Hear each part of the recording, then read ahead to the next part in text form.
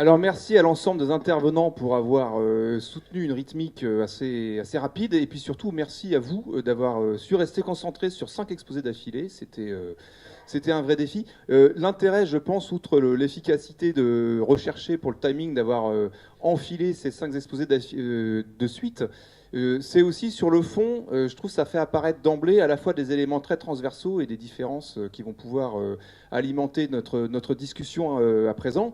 On voit notamment l'importance, la prégnance en fait du thème du tourisme quand on cherche à allier milieu aquatique et économie, mais on voit aussi d'autres formes de valorisation économique, d'autres activités qui sont présentes, d'autres formes d'emploi. On voit aussi, ça a été noté, je crois, dans tous les exposés, l'importance du dialogue territorial, de la gouvernance, de la collaboration entre acteurs pour que cette alliance entre économie et milieu aquatique soit rendue possible. Et dernière chose, avant de vous laisser la parole, qui me paraît important de pointer, c'est aussi les contrastes entre les différents exposés. On voit que dans certains cas, ce qu'on valorise, ce qu'on cherche à valoriser économiquement, c'est la naturalité des milieux aquatiques, leurs caractéristiques en tant que milieu naturel. Et dans d'autres, ce qu'on valorise économiquement, ça peut être aussi l'aménagement dont on fait l'objet ces milieux aquatiques. C'était bien sûr notamment le cas du dernier exposé. Je vous laisse la parole. Monsieur. Bonjour messieurs, dames. Je voulais avoir un petit éclaircissement par rapport aux gardes champêtres et le travail de mutualisation. Parce que moi je suis le maire du très beau village qui est en face, Loris. Et souvent le bord du Rhin, c'est un petit peu l'endroit où on se débarrasse des choses qui gênent. Comment avez-vous fait? Comment on pourrait faire pour faire autrement, pour faire mieux ici?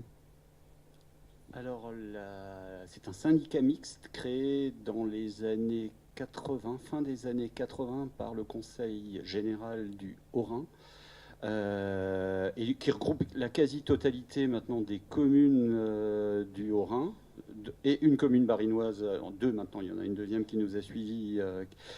Le conseil départemental finance à moitié ce syndicat mixte, et donc les communes pourvoient au financement du reste, des autres 50%.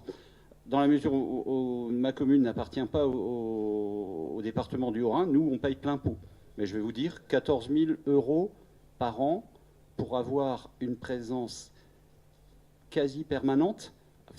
En tout cas, elle n'est pas permanente, mais elle est permanente et aléatoire. C'est-à-dire que le risque de tomber face à la brigade verte, il est permanent, 7 jours sur 7, 365 jours par an. Donc l'aspect prévention, dissuasion, il est vraiment là. La brigade verte m'assure au minimum 3 passages par semaine. Mais ils viennent aussi quand n'importe quel concitoyen, il y a un numéro vert, n'importe quel concitoyen peut les appeler, et en général ils sont très, très présents. Voilà, c'est la fonction de garde champêtre qu'on a connue dans un passé maintenant lointain, sauf que là elle est très professionnalisée, ils sont 60 à peu près, hein, ils se déplacent. Alors vous les avez vus à cheval, ça c'est le dimanche pour l'acceptation sociale. C'est pas là qu'ils sont le plus efficaces. Ceci dit, c'est important dans l'image, mais sinon ils ont des 4x4, ils ont même des motos, ils ont des vélos, enfin voilà, ils sont là de toutes les manières, et ils sont au service des maires. C'est-à-dire que c'est moi qui leur dis, j'aimerais qu'on mette l'accent sur tel et tel sujet, sur les déchets par exemple, sur l'intrusion motorisée, etc. Et puis le degré de sévérité, il est complètement lié au maire. Donc le curseur, vous pouvez aussi le jouer en fonction des périodes. On va peut-être pas verbaliser quelques mois avant les élections municipales, par exemple. Voilà.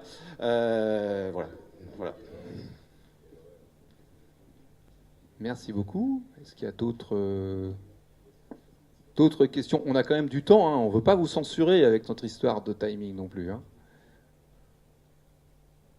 Pas d'autres... Par là. Monsieur? Oui, bonjour, Bernard Leroy du syndicat de la Garonne. C'est une petite question, une petite précision que je demande à EDF.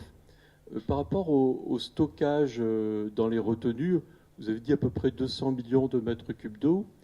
Y a-t-il, et puis de multi-usages, y a-t-il une affectation volumétrique, donc des tranches d'eau réservées ou des volumes réservés à chacun de ces usages? Et comment ces tranches d'eau, si elles existent, ont-elles évolué dans le temps? Et comment avez-vous un peu de prospective par rapport à l'évolution de ces tranches d'eau, bon, notamment la tranche d'eau à vocation agricole, hein. Alors, oui, ce que j'ai évoqué tout à l'heure, c'est la réserve dite agricole pardon, de 200 millions de mètres cubes qui est prévue dans le barrage de Serponçon. Hein, ce qu'il faut bien avoir en tête, c'est que ce barrage-là, il a été cofinancé à l'époque par le ministère de l'Industrie, le ministère de l'Agriculture, et vraiment pour préserver l'agriculture de basse durance de la sécheresse. Elle n'a pas évolué dans le temps, elle reste toujours... excusez-moi, j'ai vraiment un problème de chat dans la gorge. Ça devient caverneux.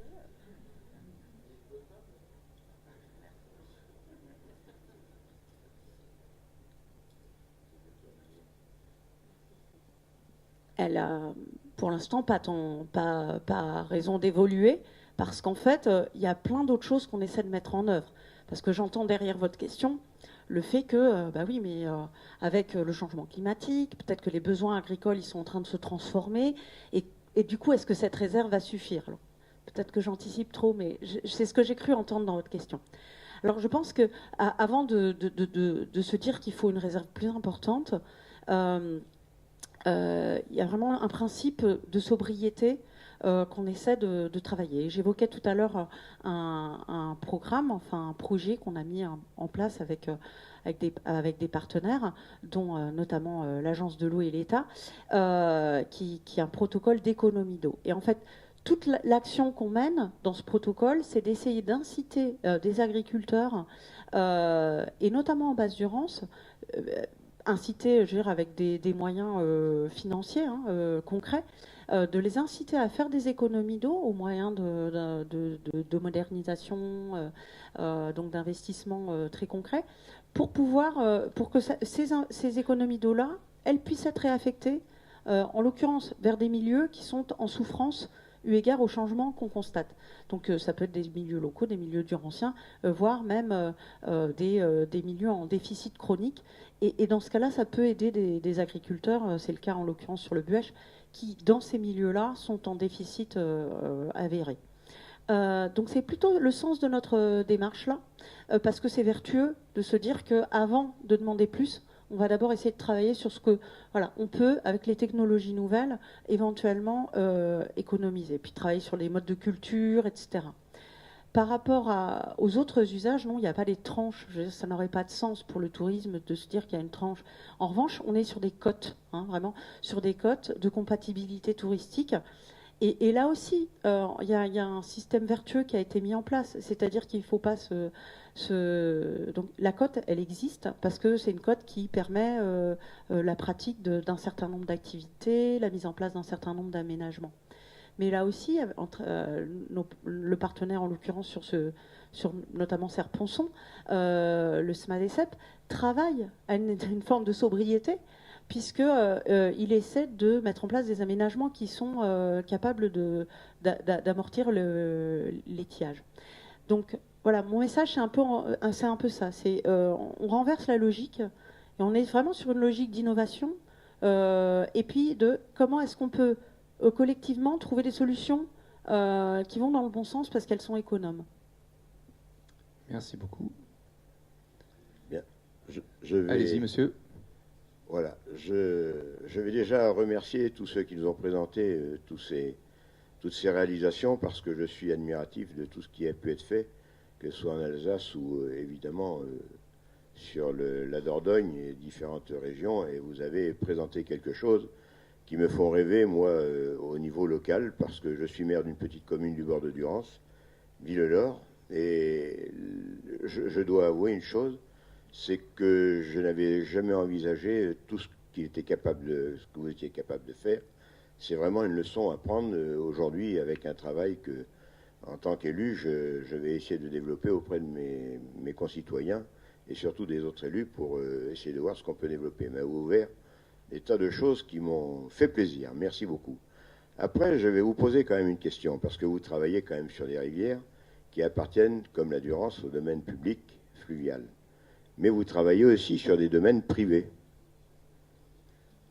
Je pense que oui. Vous trouvez avec des cours d'eau, et là j'en profite pour saisir un peu nos parlementaires, sur cette histoire de propriété qui fait que quand on veut faire des travaux, que ce soit au niveau de la protection contre l'inondation, au niveau de la gestion de l'eau et tout, on se retrouve avec un territoire de rivières, alors ce que j'appellerais peut-être pas des orphelins, des rivières orphelines, mais disons des torrents à régime méditerranéen, torrentiel méditerranéen, et qui sont propriétaires par moitié, évidemment, aux riverains, sur lesquels, pour faire des travaux, on a beaucoup de problèmes. Il faut toujours faire des déclarations d'intérêt général et tout.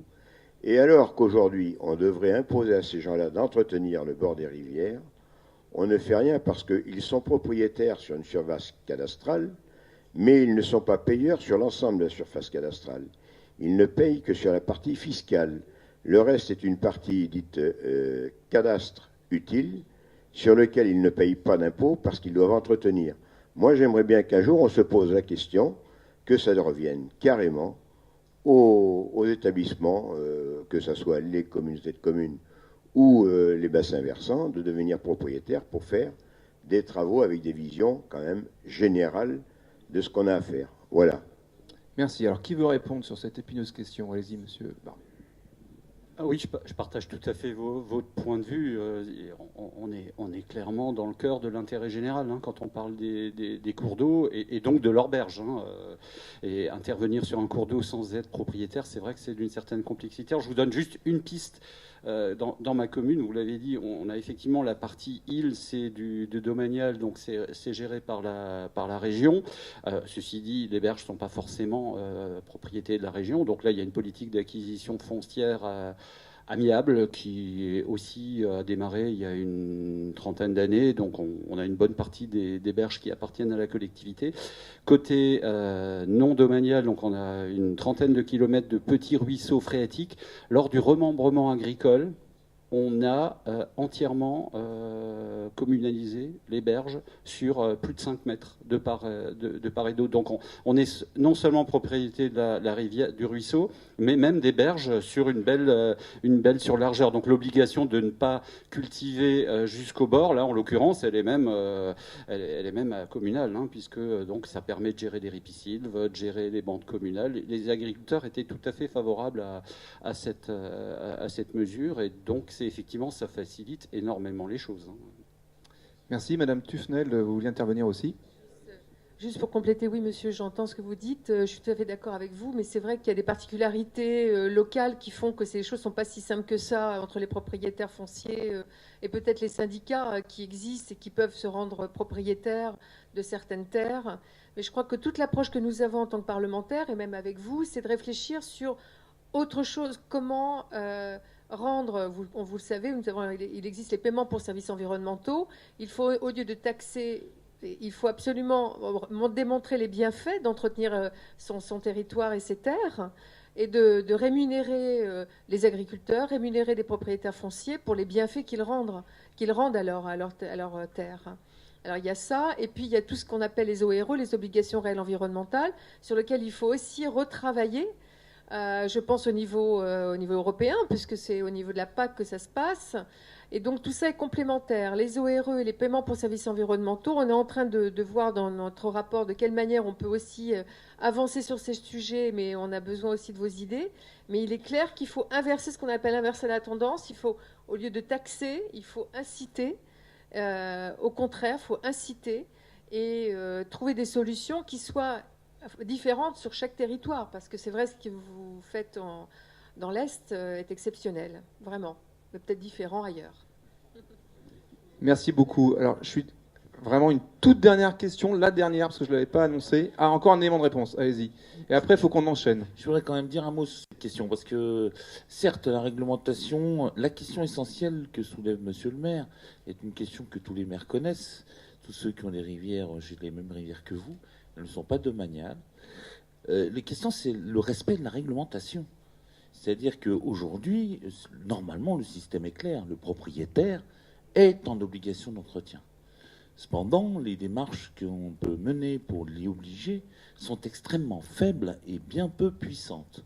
Donc je pense que le maire, lorsqu'il a sur sa commune, moi j'ai 2 rivières qui traversent ma commune, il n'a pas il a le pouvoir de police, mais il est bien peu suivi, soutenu dans cette démarche d'obligation aux citoyens de rendre les devoirs.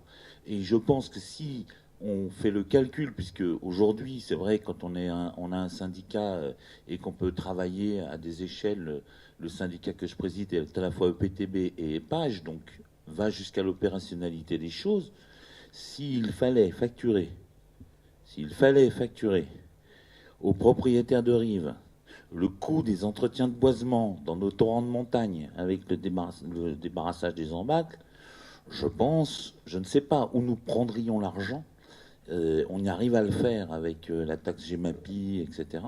Et je pense que ce serait un peu compliqué. Donc honnêtement, en la matière, ce qu'il faut, c'est que les règles qui existent déjà prennent de vrais moyens d'être appliquées. Je pense que souvent, en matière d'eau, en matière de rivière, si nous pouvions, et j'entends avec intérêt l'intervention de cette brigade de garde champêtre, si nous pouvions avoir de vrais moyens de faire appliquer la réglementation que nous possédons déjà, nous ferions un grand progrès. Merci.